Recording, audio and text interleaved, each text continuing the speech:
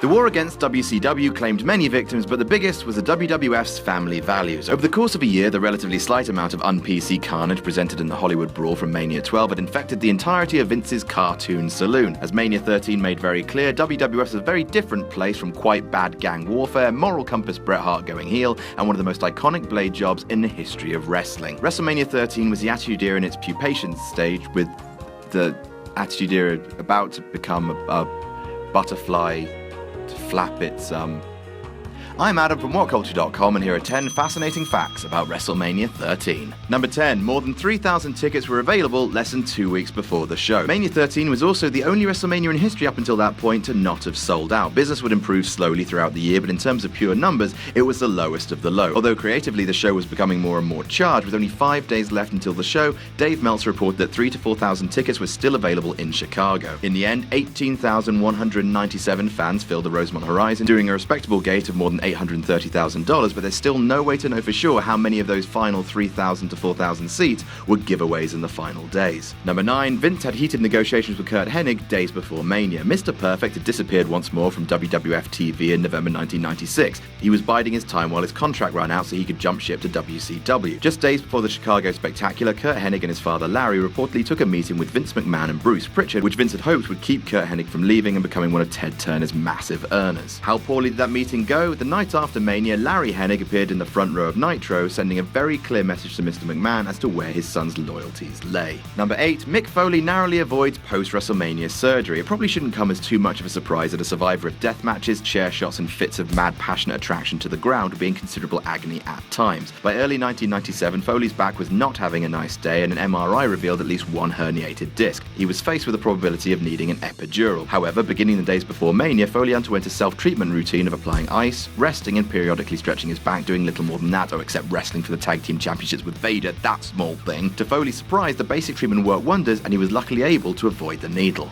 Number 7. Ken Shamrock turned down an IWGP Championship match to sign with WWF. The ECW-themed episode of Monday Night Raw in February 1997 was notable for ECW being on it, the surprise return of the Legion of Doom, and the first appearance of Mr. Shouty Big Scream Kevin Shamrock. Look at him scream. He screams all the time. He's like a f***ing Edvard Munch painting. We all know that Shama Jama refereed the famed WrestleMania 33 submission match, but do you know what he gave up to do it? Turns out that New Japan Pro Wrestling had already announced that the former UFC Superfight champion would be challenging Shinja Hashimoto for the IWGP Heavyweight crown in April. Shamrock had only nominally agreed to appear in Tokyo. He hadn't signed a contract, so WWF were able to swoop in and sign the renowned grappler. Number 6. Bret Hart set a record for consecutive Manias that wouldn't be topped for 16 years. If you pretend that Bret's match, and let's just go ahead and put about 5 sets of quotation marks around the word match, with Vince McMahon at WrestleMania 26 never happened, the Hitman ended his WrestleMania run in historic fashion at Mania 13 against Stone Cold Steve Austin. Lauded as one of the greatest and most important matches in the history of WWE, the bloodbath was Hart's 1, 2, 3, 4, 5, 6, 7, 8, 9, 10, 11,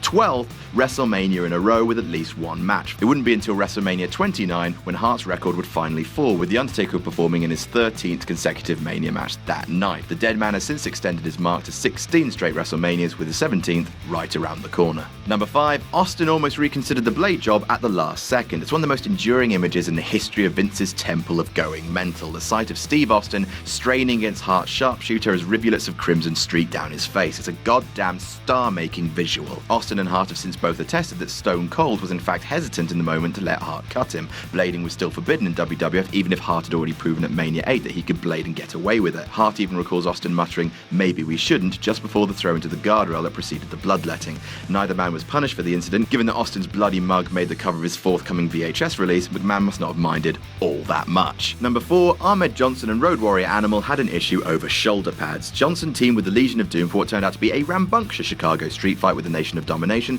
delivering the sort of match you'd expect to see in a Philadelphia bingo hall minus the blood. In a sign of team unity, Ahmed wore a set of spiked shoulder pads just like LODs before entering the fray. Animal would later claim in a shoot interview that Ahmed had apparently stolen the shoulder pads after the show. Now, to be fair, I would do exactly that if I got to be an LOD for a night. Johnson contended years later that Hawk had bestowed the pads upon him as a gift out of mutual respect. Then, after cursing Animal out, he also added that he donated the shoulder pads after Hawk's death to the Dallas Sportatorium. Number 3. Farouk was seriously injured in the brawl. One of the craziest falls falls taken during the aforementioned street fight was barely caught on camera. While standing on the middle buckle, Farouk tried to hang Road Warrior Hawk, who stood on the floor, with a nylon rope. To counter, Hawk jerked his end of the rope briskly, causing Farouk to cut a front flip down onto the ringside floor. Farouk required hospitalization after suffering a separated shoulder, an injury that kept him out of action for 7 weeks. Other sources claim that additionally, Farouk broke his ribs and even punctured a lung as a result of the landing. It was an absolutely wild bump that was only slightly visible in the corner of the screen when it happened, which must have annoyed Ron Simmons. If only he had a single word with which he could express frustration and/or disbelief. Number 2, Sid only worked 2 WrestleMania matches, both main events. If Sid were to ever take part in the Andre the Giant Memorial Battle Royal as a surprise entrant, he'd wind up jeopardizing a perfect record. The ruler of the world has only been an active performer at 2 WrestleManias,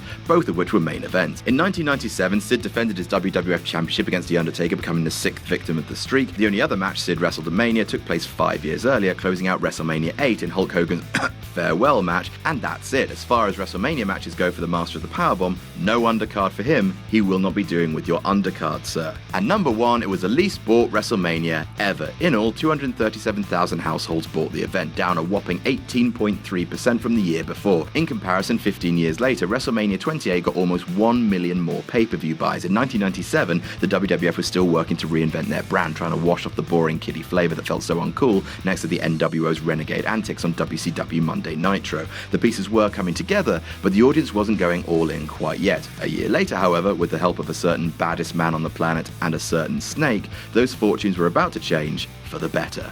And that's our list. Did we miss any out? Tell us about it in the comments. Don't forget to like, share, and subscribe. You can follow me on Twitter here. You can also follow Justin Henry, the guy who wrote these WrestleMania articles, on Twitter here. I'm Adam from WhatCulture.com, and I'll see you soon.